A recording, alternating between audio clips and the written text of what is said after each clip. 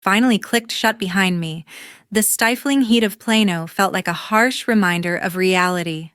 My name is Meredith, and at 32 years old, I stood silently while my older sister leaned against her gleaming black SUV with a triumphant smirk plastered across her face. Bridget scanned my simple beige cardigan and worn shoes with blatant disgust before she decided to break the silence with her usual venom. She scoffed loudly while asking what a humble history teacher was doing in such a prestigious firm, since everyone knew I could never afford his retainer fee. She stepped closer to invade my personal space while declaring that she was heading straight to the villa to list it for sale because our father obviously wanted his legacy managed by a business mind. She arrogantly warned me not to interfere because she had already hired movers to clear out what she called my junk. I chose not to waste my breath on an argument because the thick legal folder gripped tightly in my hand contained the one thing she never expected. I simply watched her speed away in a cloud of dust while I calmly walked to my old sedan. My sister believed she had already won the war for our inheritance, but she had no idea that the moment she opened that front door, her entire world was going to collapse. If you want to see how justice is served to those who value money over family, please. 45 minutes after that unpleasant encounter at the law firm, the glossy black SUV belonging to Bridget screeched to a halt directly in front of the wrought iron gates of Villa number 18. She stepped out of the vehicle with the arrogance of a queen claiming her throne, while shouting orders at my brother-in-law Derek and my nephew Tyler to start unloading the empty cardboard boxes they had brought for their looting spree. I watched from a distance as Derek struggled to pull a heavy stack of packing materials from the trunk, while Tyler barely looked up from his smartphone screen to help his father. My sister marched confidently toward the massive front door with a heavy brass keyring jingling in her hand because she fully expected to waltz right inside without any resistance. She jammed the old key into the lock mechanism aggressively, but soon realized that it refused to turn, no matter how much force she applied to the handle. I watched with deep satisfaction as confusion washed over her face, because she had no idea that I had replaced the entire system with a state-of-the-art biometric smart lock just last week. Her face turned a shade of crimson that clashed with her expensive blouse as she rattled the door handle violently in a fit of pure rage that echoed through the quiet neighborhood. She screamed at the top of her lungs so the entire neighborhood could hear her frustration regarding the unexpected barrier that was keeping her from what she believed was her property. "What the hell is going on with this stupid door? Why won't the key fit? Did that brat actually dare to change the locks on my house?" Derek dropped the boxes he was holding onto the paved driveway and rushed over to calm his wife down before the neighbors decided to call the homeowners association to complain about the noise.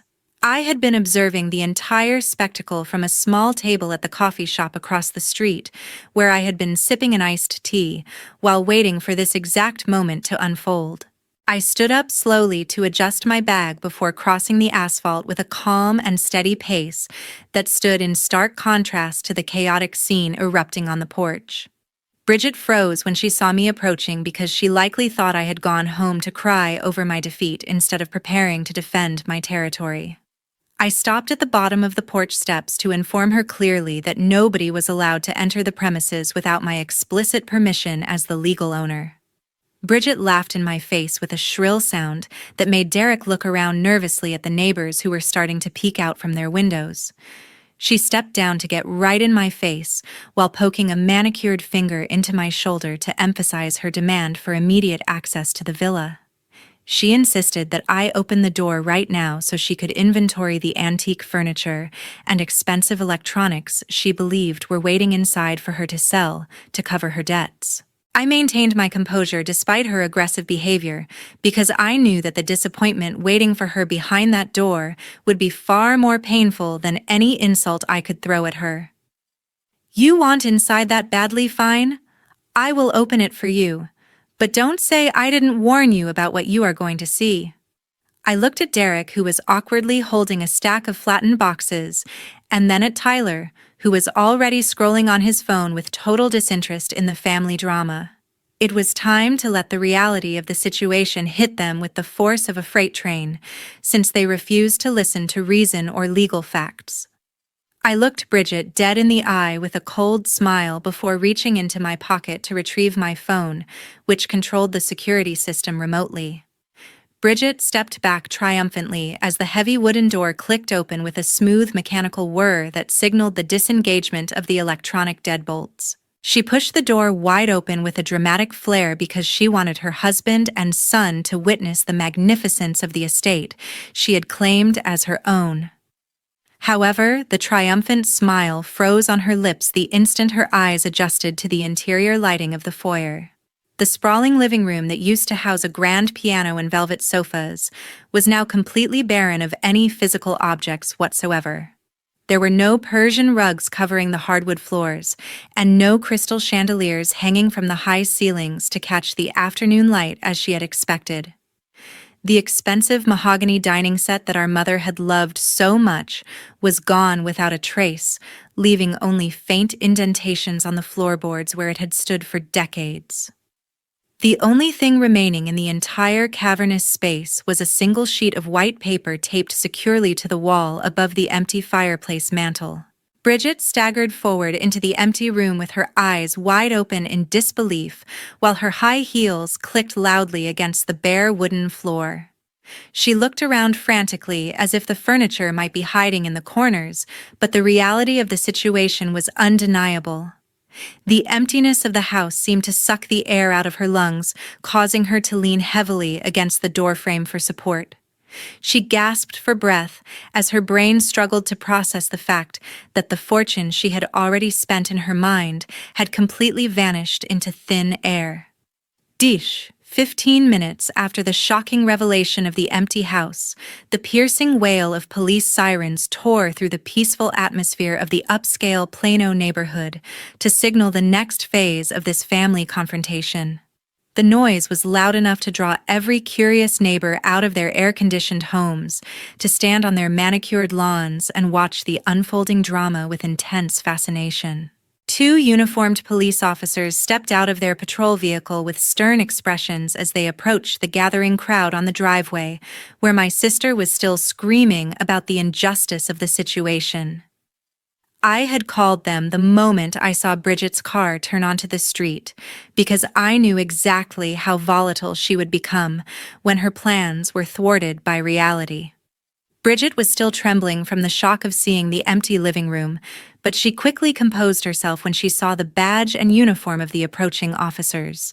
She immediately switched tactics from a raging lunatic to a grieving victim as she rushed toward the law enforcement agents with tears streaming down her carefully made-up face.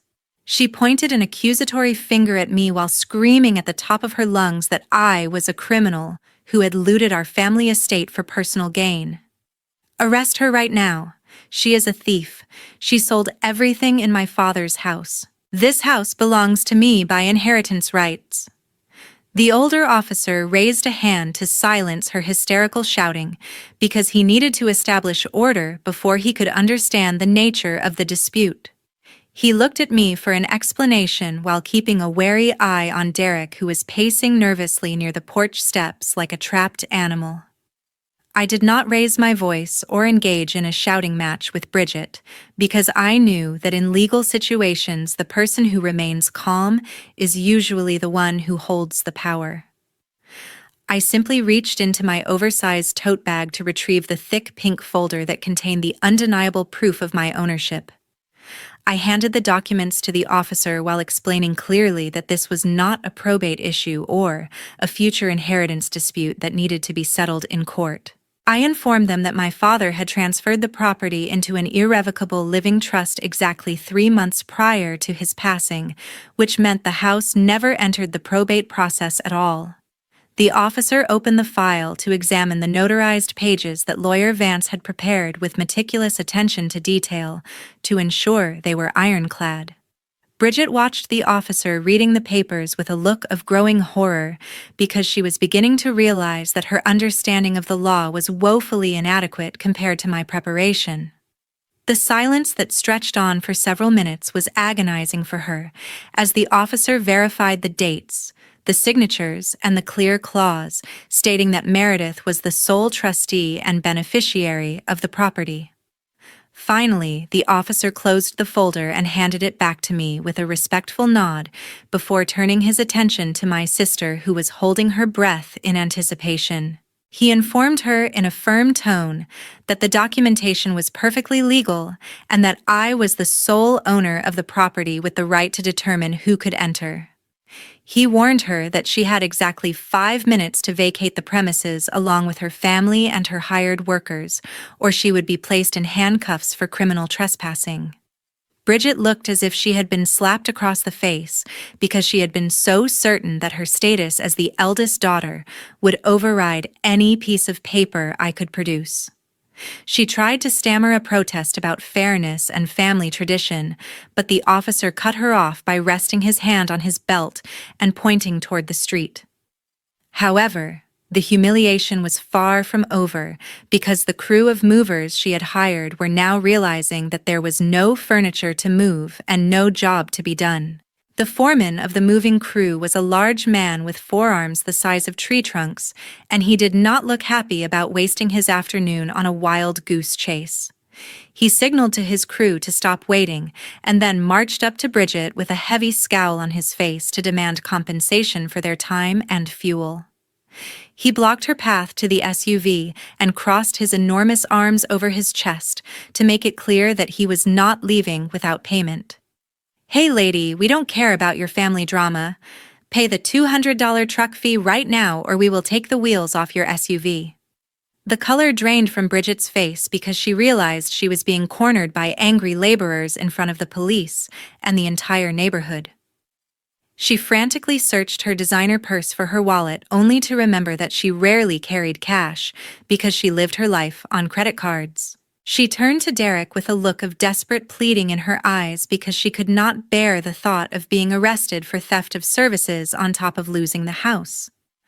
Derek looked absolutely mortified as he fumbled through his pockets to retrieve his wallet while muttering under his breath about how this was the most embarrassing moment of his life.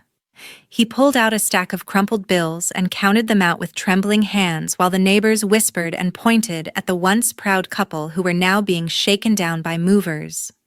Bridget snatched the money from her husband's hand and practically threw it at the foreman before rushing toward the safety of her car to hide from the prying eyes of the community. The movers took the cash with a grunt of satisfaction and climbed back into their truck while I stood on the porch, watching the absolute disintegration of my sister's arrogance. 3 months before this chaotic day of shouting matches and police sirens, the atmosphere in my father's hospital room smelled only of sharp antiseptic and cold loneliness. The sterile white walls of the oncology ward became my entire world as I watched the strongest man I ever knew slowly fade away into a shadow of his former self. I had made the difficult decision to take an unpaid leave of absence from my teaching position so that I could be there 24 hours a day to ensure he was never alone. I spent my days feeding him spoonfuls of broth and my nights sleeping in an uncomfortable vinyl chair while listening to the rhythmic beeping of the monitors that measured his remaining time. Bridget never once visited during those agonizing weeks because she claimed that her real estate business was in a critical phase that required her absolute undivided attention. She only called the nurses' station to demand updates on his condition or to ask the doctors how much longer the process was going to take because she had potential investors waiting. My father was weak, but his mind remained sharp enough to understand exactly which daughter was holding his hand and which one was waiting for him to die. He would often look at me with eyes full of guilt and sorrow because he hated seeing his youngest daughter sacrifice her career and her health for his sake. One evening he squeezed my hand with his trembling fingers and whispered a plea that broke my heart into a million pieces. "Meredith, you really don't need to do this anymore. Please let the nurses handle it because you have lost so much weight and look so tired." I refused to leave his side because I knew that if I stepped away for even a moment, then Bridget would find a way to strike. My suspicion was proven correct one rainy Tuesday night when I finally went home to take a quick shower and change my clothes after 3 days of wearing the same outfit. I had asked my best friend Paula to sit with him for 2 hours because I trusted her more than anyone else in the world to protect him. Paula called me in a panic less than 40 minutes later to scream that Bridget had just walked into the room with a strange man in a cheap suit. I drove back to the hospital with my heart pounding in my throat and burst into the room just in time to see the ultimate act of betrayal. Bridget was standing over our father's bed while he was groggy from a heavy dose of morphine, and she was trying to force a pen into his limp hand. The man with her was a shady lawyer she had hired, and they were trying to coerce my father into signing a power of attorney document that would give Bridget total control over his finances and the house. Paula had physically positioned herself between them and the bed while shouting that they were witnessing elder abuse and that she would call security immediately. I grabbed Bridget by the arm and dragged her away from the bed with a strength I didn't know I possessed while screaming at her to get out before I called the police myself. The shock of seeing his eldest daughter trying to manipulate him on his deathbed gave my father a sudden surge of clarity and rage that swept away the fog of medication.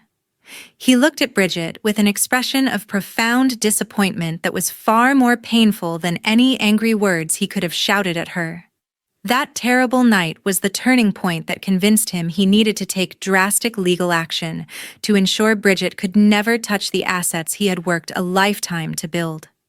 He called lawyer Vance the very next morning to draft the irrevocable living trust that would transfer the deed of the house directly to me before his death. He knew that Bridget would try to sell the house immediately to fund her risky investments or pay off her mounting debts, and he wanted to ensure the property went to the daughter who actually cared about him. However, the specialized hospice care and the experimental pain management treatments he needed to remain comfortable at home were not fully covered by his insurance policy. We faced a difficult choice between placing him in a subpar state facility or finding a large sum of cash to pay for private nursing care in the comfort of his own bedroom. I made the decision without hesitation and began selling the antique furniture and the expensive collectibles that filled the house to pay for his medical bills. I sold the mahogany dining set, the crystal chandeliers, and the velvet sofas one by one to ensure he had the dignity and peace he deserved in his final days. The empty house that Bridget found today was not an act of spite, but rather the physical evidence of the love and care that I poured into my father's final months. You ask where I got the money to take care of Dad for the last 3 months. It came from those tables and chairs because you didn't contribute a single cent, so you have no right to demand anything. Sunset descended slowly to cast a gloomy orange hue over the asphalt parking lot of the convenience store, located just 2 blocks away from the villa where Bridget and her family were currently entrenched.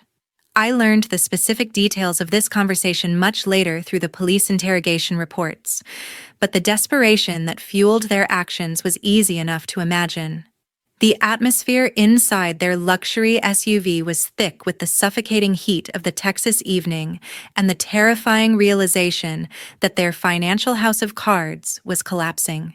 Bridget finally broke the heavy silence to confess the true reason why she had been so incredibly aggressive about seizing control of my property that very afternoon.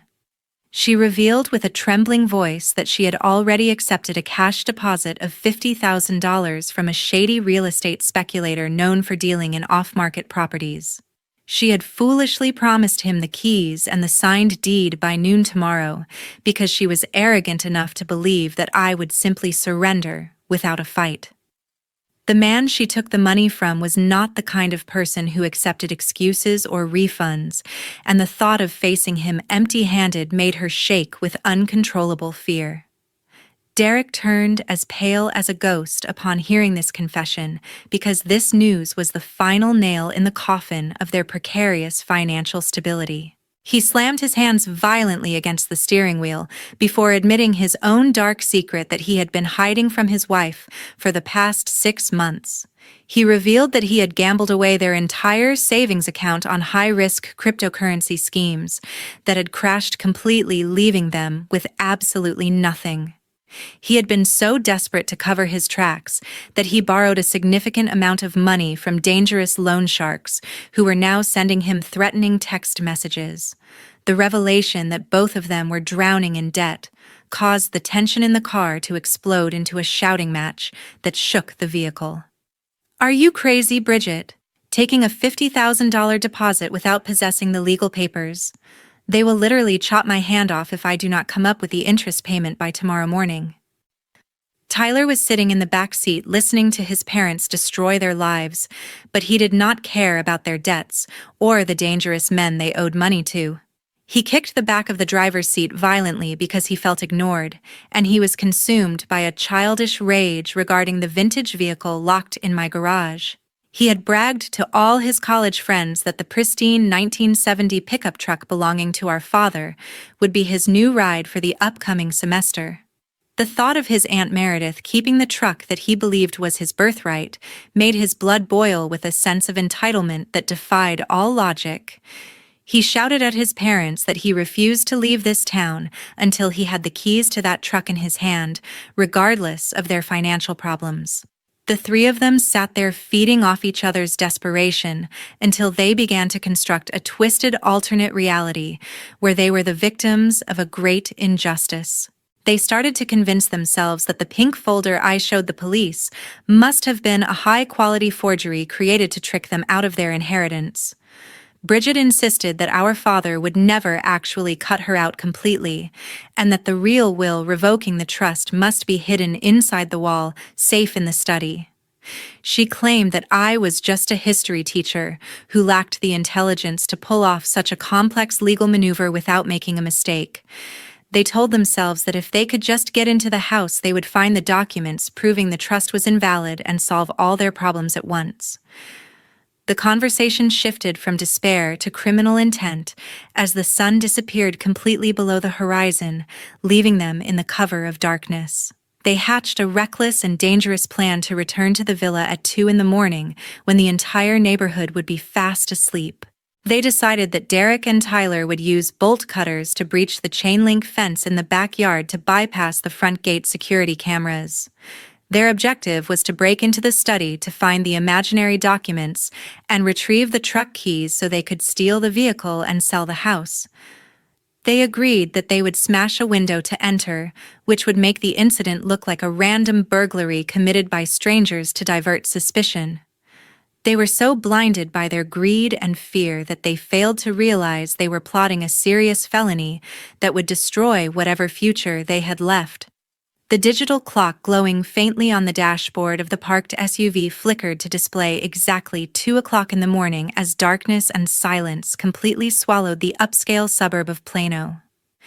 The humid Texas night was thick with tension as the 3 occupants of the vehicle prepared to execute the reckless plan that would seal their fate forever. Bridget remained in the driver's seat with her hands gripping the steering wheel so tightly that her knuckles turned white, while she watched for any sign of a police patrol. Derek and Tyler slipped out of the passenger doors carrying a heavy duffel bag filled with the tools they had purchased from an all-night hardware store an hour earlier. They moved like shadows toward the narrow alleyway that ran behind the property line, hoping that the overgrown oleander bushes would conceal their movements from the neighbors. I was wide awake inside the master bedroom on the 2nd floor, because sleep was impossible, knowing that desperate people were lurking nearby. Lawyer Vance had called me earlier that evening to warn me that his private investigator had uncovered the massive debts my sister and her husband had accumulated. He advised me to be extremely vigilant because people facing financial ruin often resort to irrational and dangerous behavior when they feel cornered. I sat in the darkness of my room holding my iPad, which displayed a crisp black and white feed from the high-definition infrared cameras installed around the perimeter. I watched in silence as 2 figures emerged from the bushes near the back fence and recognized the lumbering gait of my brother-in-law immediately. They used a pair of large bolt cutters to snap the links of the chain link fence with a metallic crunch that sounded deafening in the quiet night. Derek looked hesitant as he stepped onto the manicured lawn of the backyard, but Tyler pushed past him with the arrogant confidence of someone who has never faced consequences. I zoomed in on the screen to see the glint of a crowbar in Derek's hand and a heavy hammer swinging from Tyler's grip. They crept toward the rear of the house, avoiding the motion sensor lights that I had temporarily disabled to lure them closer into the trap. They stopped beneath the large bay window of the dining room, which offered the easiest access point into the main living area. I could see them arguing in hushed whispers as Derek gestured toward the lock mechanism while Tyler shook his head impatiently and raised the hammer. "Dad, hurry up because this window doesn't have any bars on it. Just smash it so we can grab the truck keys and get out of here." Tyler swung the hammer with reckless force, and the sound of shattering glass tore through the silence like a gunshot. He cleared away the jagged shards with his gloved hands before vaulting over the sill and landing on the hardwood floor of the dining room. Derek followed him clumsily a moment later, and I watched on my screen as they stood amidst the broken glass looking around the dark, empty room. This was the moment I had been waiting for, and my finger hovered over the emergency button on the security app interface. I pressed the silent panic icon first, which sent an immediate distress signal directly to the Plano Police Department dispatch center without making a sound inside the house. Then I tapped the button labeled Floodlight Mode to unleash the full power of the exterior lighting system I had installed for exactly this kind of scenario. The backyard instantly transformed from pitch-black darkness to blinding daylight as 4 high-intensity LED floodlights simultaneously illuminated the entire property. Derek and Tyler flinched violently at the sudden eruption of light and threw their hands up to shield their eyes from the blinding glare. I then activated the internal siren, which began to blare a deafening alarm that vibrated through the floorboards and made communication impossible. The automated voice of the security system boomed through the smart speakers in every room, announcing that the authorities had been notified and that they were trespassing on private property. Derek tried to scramble back out the broken window, but Tyler bumped into him in his panic, causing both of them to stumble and fall onto the glass-strewn floor. They were trapped inside a cage of light and noise with no idea that the police were already racing toward them to close the final jaws of the trap.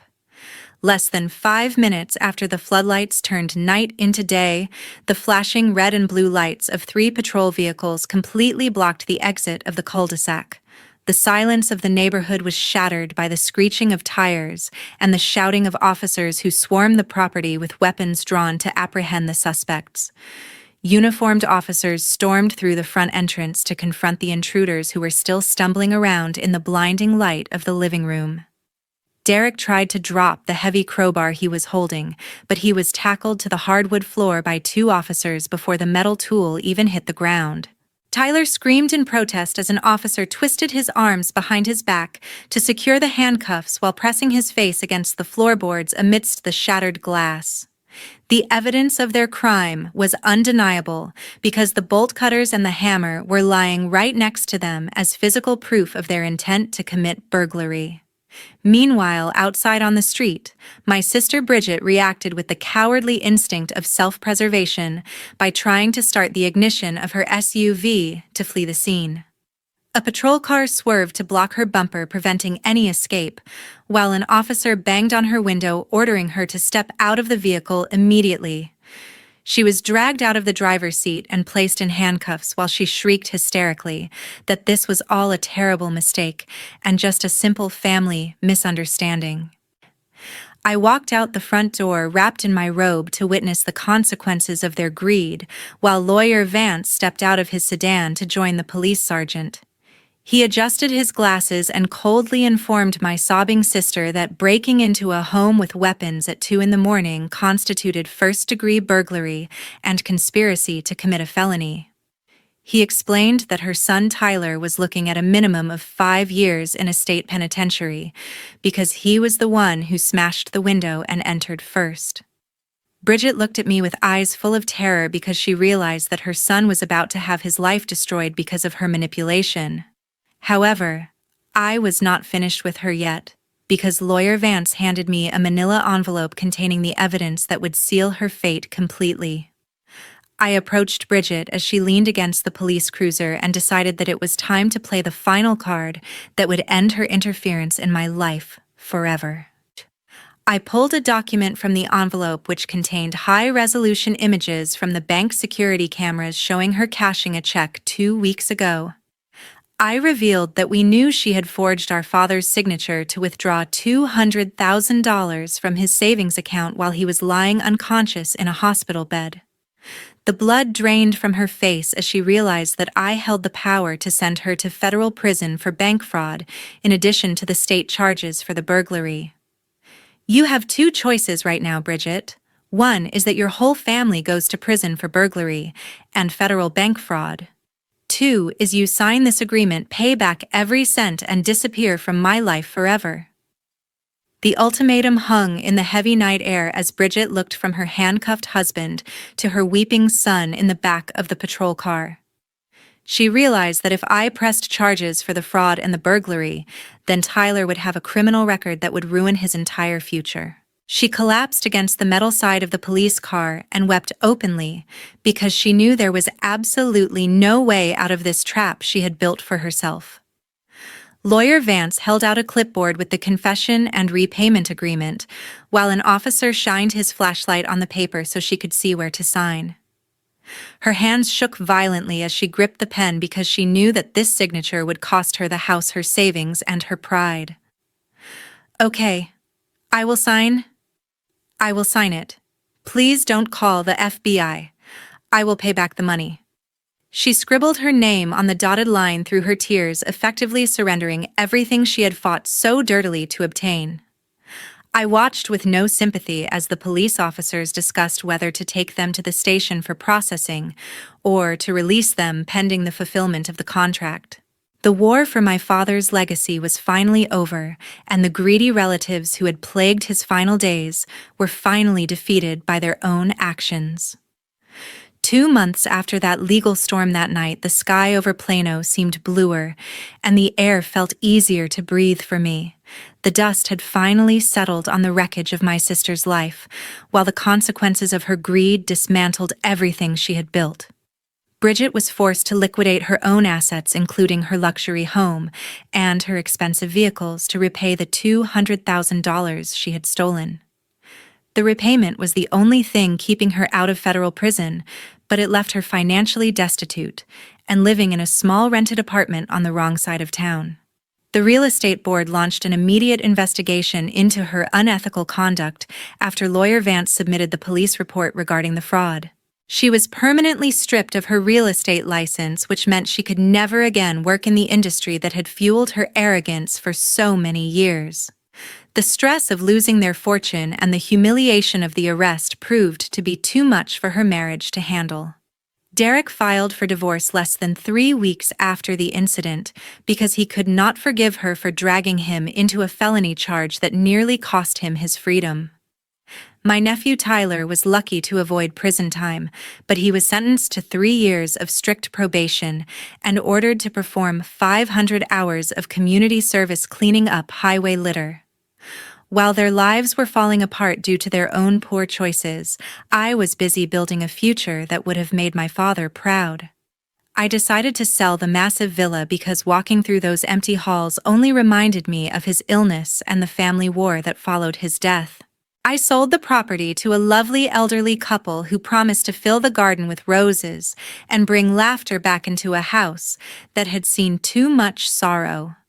The sale proceeds were substantial enough to allow me to purchase a charming cottage located just a few blocks away from the high school where I taught history. This new home was cozy and filled with light, which was a perfect reflection of the peace I had finally found after months of turmoil. I took the majority of the inheritance money to establish the Arthur Memorial Scholarship Fund at my school to help underprivileged students afford college tuition. It was the perfect way to honor a man who valued education and hard work above material possessions, and I knew he would have loved seeing his legacy help others succeed. I sat on my comfortable porch swing one quiet Sunday afternoon grading history essays while sipping a cup of tea and enjoying the gentle breeze. My phone buzzed on the table next to me with a text message from an unknown number that started with a desperate plea for financial assistance. I recognized the tone immediately as belonging to Bridget, because even in her desperation, she still sounded entitled to my help. I did not feel a single ounce of guilt or obligation as I pressed the block button to permanently sever the last toxic tie to my past. I smiled as I put the phone down and picked up my red pen, because I finally understood that protecting my peace was the most valuable inheritance of all. The story of my family serves as a powerful reminder that greed is a destructive fire that eventually consumes the person holding the match. My sister believed that her status and her aggression would allow her to trample over me, but she underestimated the power of truth and preparation. We must always remember that true family is defined by love and support during difficult times, rather than by shared DNA or inheritance rights. It is absolutely vital to protect yourself legally against those who would take advantage of you, even if they are your own flesh and blood. The best revenge against toxic people is not to fight them with violence, but to let them face the natural consequences of their own actions while you live a happy life. Thank you so much for watching this story about how I stood up to my greedy sister to protect my father's legacy. If you enjoyed seeing justice served and believe that karma always finds a way, then please hit the like button and share this video with your friends. We would love to hear your thoughts in the comments section below about how you would have handled this situation if you were in my shoes.